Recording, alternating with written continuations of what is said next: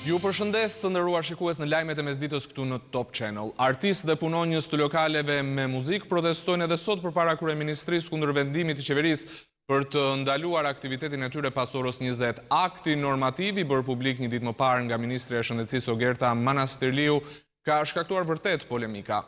Por çfarë kërkojnë artistët? Lidhemi tani direkt me gazetaren Jetona Koçibelli. Përshëndetje Jetona, ka nisur protesta? Përshëndetje Ardi, në fakt pritet që nga minuti në minutë të vi këtu një grup i madh artistësh, por jo vetëm se edhe mbrëm në orën 20 nuk kanë qenë të vetmit artistët që kanë protestuar dhe figurat publike, por kanë qenë edhe punonjës edhe stafet të klubeve apo të diskove. Një vendim i cili u bë publik ashtu sikurse ju e thatë dje dhe që ka në fokus ndalimin ose rimbylljen e gjitha klubeve të natës apo diskove edhe bareve të tjera që janë kryesisht me muzikë dhe përpos kësaj edhe për baret e tjera do të ndalohet muzika pas orës 20 pra të mbrëmjes. Ndërkohë që ky vendim ka ngjallur një furtun, sidomos në rrjetet sociale, një numër i madh personash publik, por edhe artistësh dhe jo vetëm edhe njerëzish të zakonshëm që edhe frekuentuesi jetës së natës, pse jo le ta themi, kanë publikuar hashtagun muzika nuk vret dhe në emër të kësaj thënie ata kanë zgjedhur që të protestojnë në orën 20. Të njëjtën protestë kanë menduar që ta vazhdojnë edhe sot në mesditë, pra në orën 12, ku nga momenti në moment pritet që të vijë një grumbull këtu përballë kryeministrisë dhe të vijojnë pikërisht ato kërkesa të cilat i shprehën edhe dje. Ndërkohë që dje ka qenë një protestë deri diku masive, mund të themi, dhe në të kanë marrë pjesë disa personazhe, njerëz të publik, artistë dhe muzikant, Eugen Bushpepa, DJ Sardi e të tjerë, po ashtu kanë publikuar Eneda Tarifa, gjithashtu ka publikuar në rrjetet sociale hashtagun muzika nuk vret dhe pikërisht pas një kohe ata janë shpërndar nga policia dhe sot pritet që të vijojnë sërish protestën në mesditë. Për tjera informacione ne do të lidhemi me ta dhe do të përgatisim një kronik në edicionet e ardhshme të lajmeve në Top Channel. Ndërkohë që nga autoritetet nuk ka pasur ndonjë reagim përderisa protestat vazhdojnë edhe sot. Jetona Koçibelli, falenderoj për informacionet të live në edicionin e mesditës. Të pakënaqur janë edhe pronarët e bizneseve në Bregdet. Shkojmë në Velipoj ku sot është thirrur një protestë edhe atje. Lidhemi me gazetarin Klodian Zhivani. Përshëndetje Klodian, çfarë kërkojnë pronarët e lokaleve atje?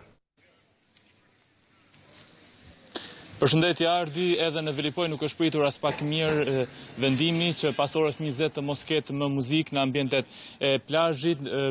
Gjatë orës pas orës 20 duhet thënë brez së kaluar Velipoja ka qenë në shkret, por se çfarë kërkojnë operatorët turistik të kësaj zone do të na tregojë Lek Marku, është një nga operatorët turistik të Velipojës, i cili shërben në një ambient të jashtëm.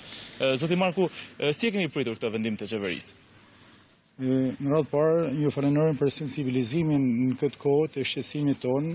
Për këtë rast, për ne kjo nismë ligjore, akt normativ, si që mund të quajmë, në që është bërë vendim, na është komunikuar mbrëm nga organet venore, edhe për ne ka qenë një bombë, domethënë një diçka që nuk e prisnim, nuk është e drejtë që të futen të gjithë, domethënë në të njëjtin kapitull, ne në restorantin ton gjatë viteve edhe si vjet kemi shërbyer domethënë në ambient të hapur, siç e shihni edhe vetë në pamjet që mund të përcjellin kështu nga mbrapa. Ka qenë një veçantë këtij vitit, duke pas parasysh situatën në cilën ndodhemi me këto problematikat e Covidit, ne kemi ndjekur rregullisht, domethënë hapat për të ardhur për të marrë një lajm mjedisore, domethënë për të pajis, domethënë ashtu siç e thot ligji, dhe kemi vajtur në Ministrinë përkatëse, Ministrinë e Mjedisit që na kanë orientuar se është organi i pushtetit venor Bashkia Shkodër që do të merret në këtë drejtim për trajtimin e këtyre gjërave dhe ne duke respektuar gjithë ligjet për shtetin shqiptar, për vlerësimin dhe administrimin e zhurmave që kemi këtu, në respekt tyre kemi bërë kërkesë në Bashkinë Shkodër si subjekt për të na pajisur me lehen brenda standardeve dhe brenda të gjithë parametrave që sa ju ka dëmtuar?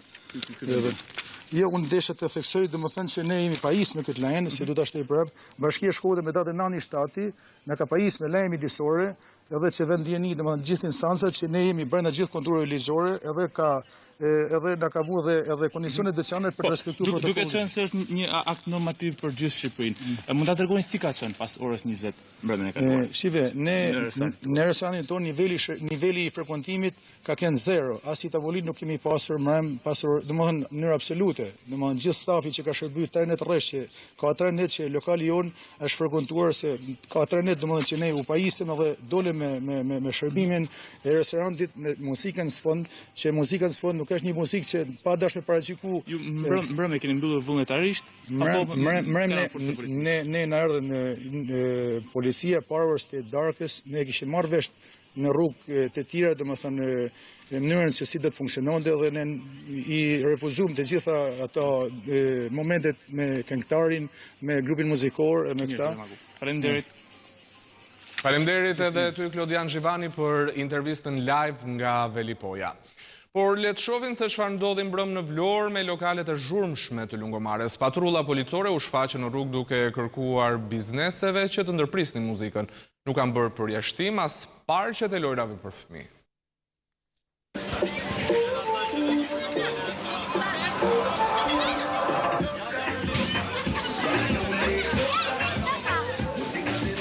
Mbrëmjen e së hënës, patrullat e policisë shkuan der më der në bizneset e shëtitores së Vlorës, nga ku dëgjohej muzikë me volum të lartë.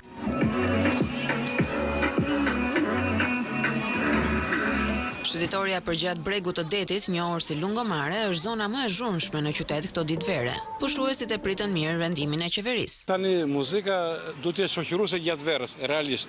Po meqenëse është objekt grumbullimi, domethënë, mendoj që është mas e mirë, mendoj unë. E vërteta është që duhet pyetur vërtet të rinë për këtë punë. Për ne është shumë mirë. Par dje ne ishim aty në një lokal, ngjitur me ne, ishte një lokal tjetër që kishte muzikë me zë të lartë, dhe ne u detyruam të ngrihesh. Unë mendoj që pas orës 9 muzika duhet të fiket, sepse mund të vi policia dhe të gjitha lodrat që kanë muzikë mund të mbyllin parku. Një ditë më parë qeveria vendosi të mbyllte lokalet e natës dhe diskot, pasi ditët e fundit është vënë re mos respektimi masave anti-Covid dhe grumbullimet e të rinjve janë bërë shqetësuese për përhapjen e virusit. Mos respektimi i këtij detyrimi nga subjektet dënohet me gjobë 3 milion lek dhe me pezullim të aktivitetit për një periudhë 1 vjeçare.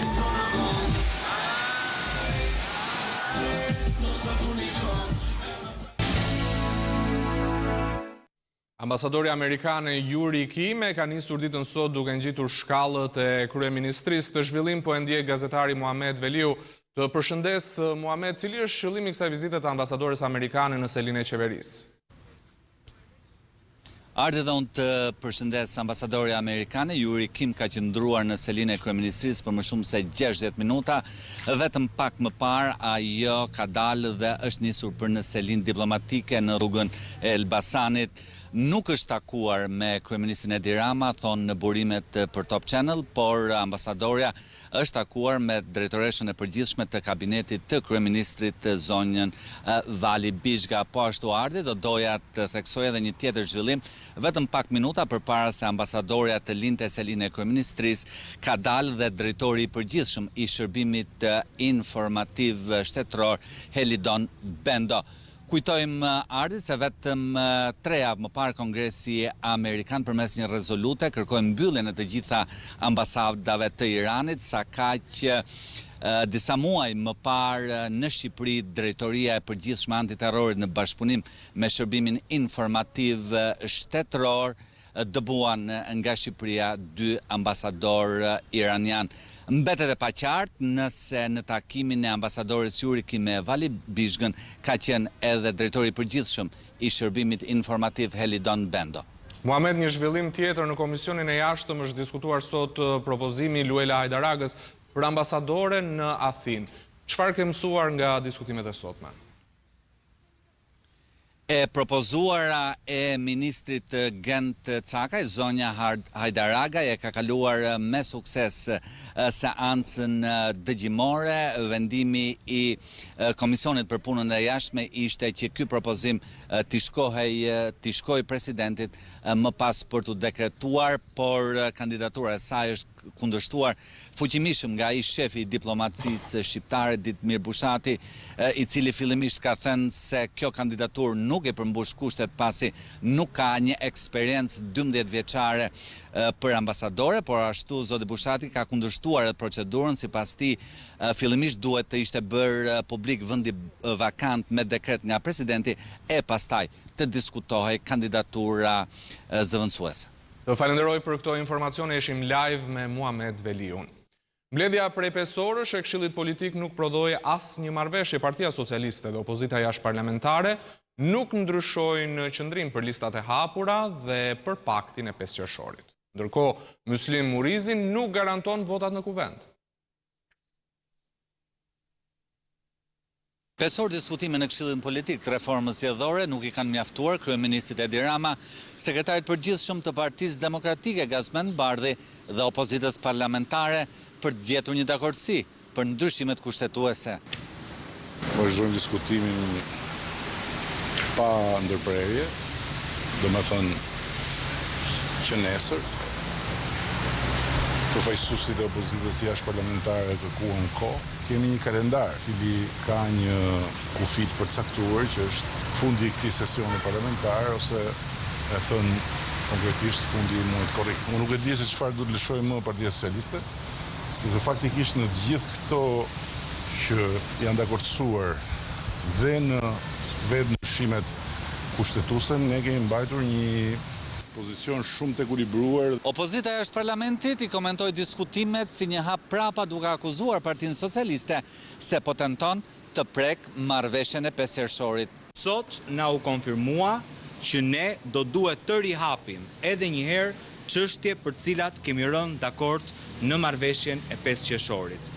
Apeli jon edhe gjatë mbledhjes ishte që ne nuk mund të hedhim në kosh një punë 6 mujore të Këshillit Politik.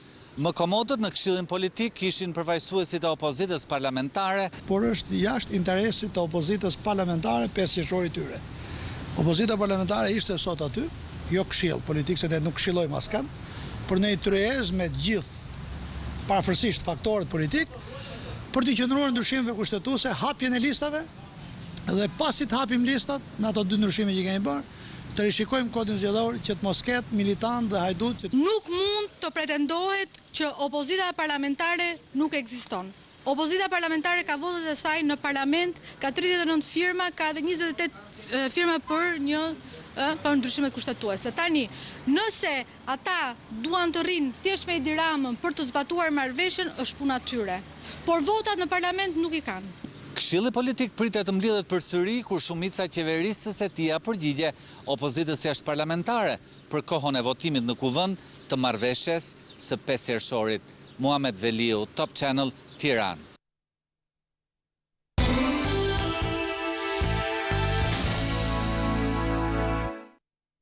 Një 80 vjeçar nga Tirana humbi jetën nga koronavirusi në vend, ndërsa dje u konfirmuan 81 raste të reja. Në 2 spitalet Covid po trajtohen 123 pacient, 18 në terapi intensive dhe 3 janë të intubuar. Ndërkohë, Ministria Manastirliu deklaroi se po bëhen përgatitjet për të hapur 2 spitale të tjera Covid.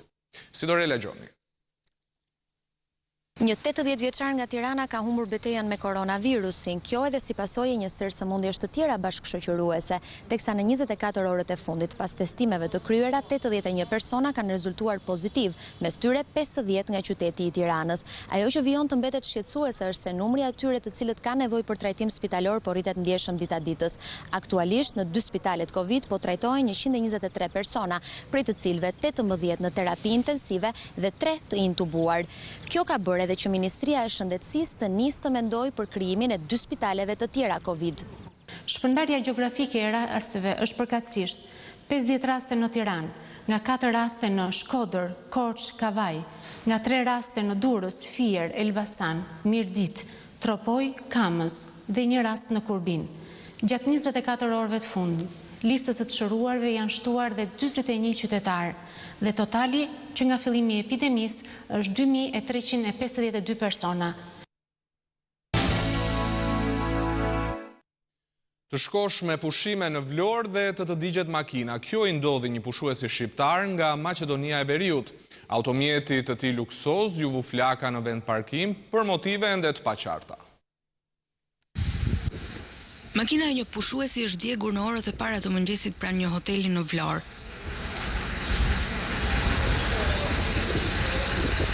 Mjeti Audi A8 i përket një pushuesi nga Maqedonia e Veriut. Sipas policisë, zjarrvënia është e qëllimshme, por pronari, një shqiptar emigrant nga Gjermania, thotë se nuk ka patur probleme me askënd. Ne të Maqedonisë kena ardhur për pushime që 4 ditë dhe ka ndodhur kjo stimi vetë qa me... Automjetin e kanë djegur? E kanë djegur, pre. Po dyshoni në një gjë? S'kena dyshime, s'kena zanka, s'kena kur gja me kërkon, ne kena ardhur për pushime, ndodhin këta gjaja, është keq shumë. Ju rinë në Maqedoni? Po, jetuim në Gjermani, tash kena ardhur për pushime. Po policia tash heton, qovim qa ndodh, nuk e dinë, ne kamerat e kanë kap to tjeli tash. Policia po heton për ngjarjen që ndodhi rreth orës 5 të mëngjesit në zonën pas pallateve në Lungomare. Të dhënat e para nga këshyrja e vendit të ngjarjes tregojnë se mjetit luksoz ishte dhënë flaka duke u spërkatur më parë me benzinë. Të tjera detaje mësohen nga sulmi që la të vdekur në vend Emiliano Ramazanin 39 vjeç pas ditën e djeshme në Elbasan. Sipas burimeve, një person e ka vëzhguar atë deri në afërsi të vendit ku e priste mjeti me autorin. Ramazani frekuentonte çdo ditë një palestër në lagjen Beqir Dardha, ndërkohë grupi hetimor ka nisur kërkimet për gjetjen e pistoletës me të cilën u ekzekutua 39 vjeçari, ndërsa autori dyshohet se u largua në drejtim të Durrësit. Sipas të dhënave, mjeti tip Volkswagen ka bërë 10 xhiro përreth zonës.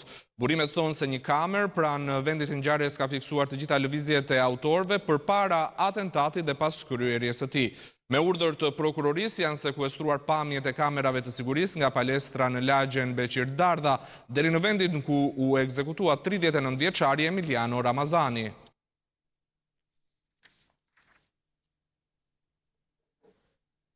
Nëse je pranë një vendi ngjarjeje, nëse je pranë një aksidenti, nëse sheh abuzim pushteti ose personi që shkel ligjin, ti raporto në Top Channel. Mund të dërgoni imazhe me pamje filmike në Viber dhe WhatsApp në numrin e newsroomit ton 069 31 31 311. Ti raporton. Lajmi tani je ti. Do të shkojmë edhe njerë live jashtë ambienteve të kryeministrisë me gazetaren Jetona Koçibilli, e cila po ndjek protestën e artistëve dhe pronarëve të lokaleve që kundërshtojnë vendimin e qeverisë për mbylljen e tyre pas orës 20. Jetona, çfarë po ndodh në këto momente? Përshëndetje Ardi, në fakt nuk ishte një protest që u zhvillua sepse këtu nuk erdhën artist, por një pjesë e stafet, kryesisht punonjësve të lokaleve të natës, dhe menjëherë policia ndërhyu për të shpërndar pjesëmarrësit, madje 2 prej tyre proceduan, ndërkohë që më duhet të them që gjatë mbrëmjes së djeshme janë proceduar 12 persona.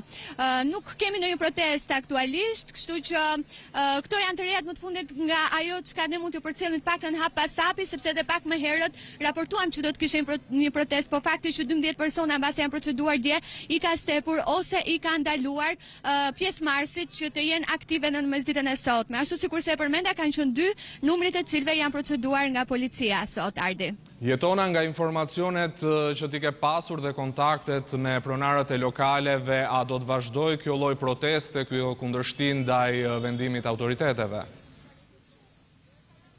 Është ende herët për të folur, besoj që ata do të jenë persistent në faktin e kërkesave të tyre, duke qenë se një pjesë e madhe tyre angazhuan gjithmonë për të mbrojtur interesat edhe për faktin që kjo do të ishte një rënim për ekonominë, sidomos për stafet e punonjësve të cilët përfshin këto aktivitete, por gjithsesi do të duhet që të jem më pranë tyre, të vazhdoj ende të pyes, duke qenë se gjërat ndryshojnë nga momenti në moment, përmenda edhe pak më herët procedimet, kështu që mbase kjo mund të jetë një arsye që i ka stepur ata, por për më tepër sigurisht që do të kemi informacione edhe më vonë, Ardi. Jetona Koçibelli, faleminderit për raportimin live. Ndërkohë, kolegja Kristina Fidhi na sjell tani një material për një kulturë të veçantë të qepës që kultivohet në buzë të Tepelenës. Në malësinë e Buzit, baruti i qepës është një nga produktet më interesante të zonës. Arsyeja pse qepa është mbjellë në këtë lartësi dhe ka pasur rezultate shumë të mira përgjatë dekadave lidhet pikërisht me lartësinë mbi 800-900 metra, ku besohet se kjo bim preket shumë pak nga sëmundjet tipike. Duke ditur që kanë qenë një produkt i kushtueshëm dhe kishte interes, të gjitha familjet në fshatin tonë mbillnin barutin e qepës. Ku humbi tradita? Tradita ka humbur fiks mbas viteve 90, kur të gjithë fshati filloi emigrimin, filloi largimin e fshati. Baruti i qepës, fara e cila në kohën e monizmit eksportohej drejt Gjermanisë dhe siguronte të ardhura kryesore për kooperativën e asaj periudhe, mund të rikthehet, thonë agronomët, sepse toka qëndron këtu, parcelat janë këtu, tradita është ende këtu, ndoshta edhe fara. Baruti i qepës do një teknologji të veçantë, por dhe do kosto të lartë për punën. Zona jonë ka një traditë shumë të madhe në përgatitjen e barutit të qepës. Dhe kjo farë qepe shkonte gjitha për eksport. Se kjo quhet fara elit që prodhonim neve. Që kjo pasuri ka që madhe, që ka qenë, mungon tregu jashtë. Sidomos në Gjermani e kemi shitur neve këtë dhe do jetë një ardhur shumë e madhe për zonat malore që kultivojnë këtë. Fara e qepës e humbur gjatë dekadave të fundit është një nga asetet kryesore të kësaj zone.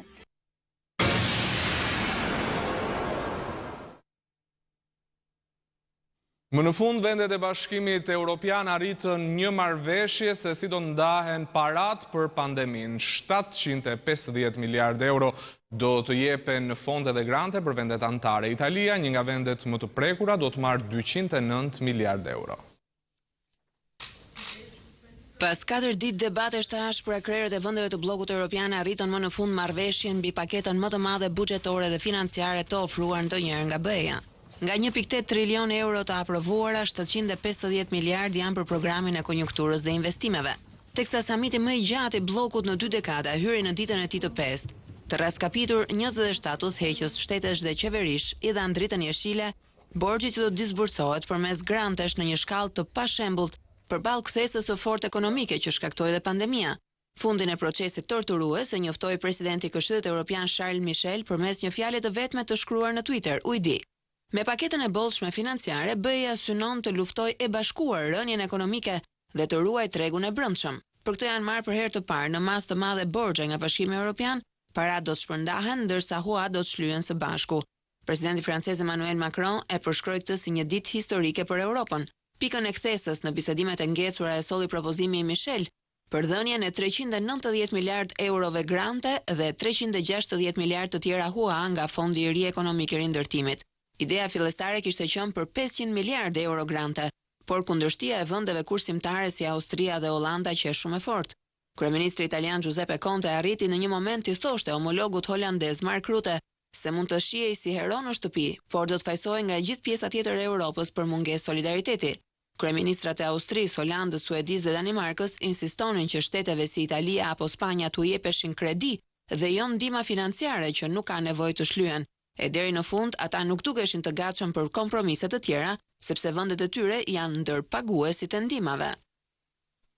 Greqia del me një strategji të re për të rimëkëmbur ekonominë, duke ftuar për të jetuar në vend pensionist nga vendet nordike. Qeveria greke dëshiron të josh pensionistët e vendeve veriore të Bashkimit Evropian me qëllimin të largohen nga veriu i ftohtë i kontinentit dhe të vendosen në jugun me diell të Europës. Përmes klimës së butë në dimër, Greqia pritet të ofrojë pensionistëve edhe përfitime fiskale. Pra pensionistët që transferojnë vendbanimin e tij kryesor në Greqi përfitojnë lëshime nga taksat. Sipas një projektligji që miratoi kabineti grek javën e kaluar, pensionistëve që vendosen në Greqi u duhet të paguajnë vetëm 7% tatim mbi të ardhurat, pavarësisht nga shuma e tyre. Projektligji tani do të shkojë në parlament dhe mund të miratohet brenda muajit korrik. Tatimi prej vetëm 7%-sh vlen madje jo vetëm për pensionin, por edhe për të ardhura të tjera që mund të kenë pensionistët, si nga të ardhura prej qeraje apo prej interesave bankare. Nga Bashkimi Evropian nuk pritet asnjë kundërshtim. Por përse bëhet e gjitha, kryeministri grek Mitsotakis e kishte theksuar që kur ishte drejtuesi i opozitës në mënyrë të përsëritur rëndësinë e rritjes të ashtu quajturës ekonomi e argjend, që do thotë të ardhurat e gjeneruara prej moshës së tretë. Sipas një vlerësimi të Euromonitorit, fuqia blerëse globale e moshave mbi 60 vjeç është aktualisht rreth 13.5 trilion euro. Në hapjen e sezonit turistik në një Korrik, Mitsotakis e përmendi këtë sërish, duke deklaruar se e gjithë ekonomia e argjend i ofron vendit tonë mundësi të mëdha. Organizata botërore e shëndetësisë paralajmëron për një valë të rishpërthimit të pandemisë në Afrikë. Organizata botërore e shëndetësisë paralajmëroi se Afrika mund të ketë shpërthime shumë më të mëdha të rasteve me koronavirus, nga sa tregojnë numrat e tanishëm. Druhem se do të shohim një hovë të sëmundjes në kontinentin afrikan, tha shefi i emergjencave pranë OBSH-s Mikael Ryan. Deri tani, megjithëse 725.000 raste dhe rreth 15.000 viktima, Afrika ka arritur të mos kthehet në një vatër të COVID-19. Por kjo situatë mund të ndryshojë sipas ekspertëve, si shenjë paralajmëruese për rrezikun që kanoses shërben situata në Afrikën e Jugut, ku gjendja është përshkallëzuar ndjeshëm. Ky shtet konfirmon tani 370.000 infektime dhe 5.000 viktima. Kjo nuk është vetëm një thirrje zgjimi për Afrikën e Jugut. Duhet ta marrim shumë seriozisht atë që është duke ndodhur në Afrikë, tha Ryan. Koronavirusi nisur nga Kina ka prekur mbi 14.7 milion njerëz në gjithë botën e ka marrë më shumë se 600.000 jetë njerëzish.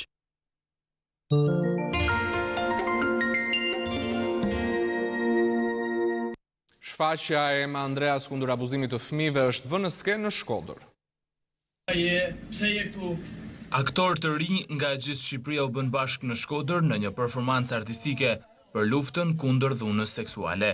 Shfaqja Lojra në oborrin e pasëm me autor izraelit dhe nën regjine Ema Andreas sjell në rrafshin ton social subjektin e abuzimit të të miturve. Në qendër të veprës është përdhunimi i një adoleshenteje në oborrin e pasëm dhe gjyqi publik që i bëhet asaj. Unë thjesht kam bërë një thirrje dhe më vjen mirë që ata kanë besuar te kjo thirrje dhe sidomos te kauza. Ne duam që përmes artit të sensibilizojmë, të mos arreshtim luftën kundër abuzimeve seksuale dhe mbi të gjitha edukimit të adoleshentëve, mbi riskun që sjell një lojë mbrapsht, le të themi, nëse duam të flasim figurativisht. Për artistët e rinj, kjo shfaqje është edhe një notë proteste ndaj shoqërisë shqiptare që të dënojë raste të tilla abuzimi, të cilët kohët e fundit janë të shpeshta.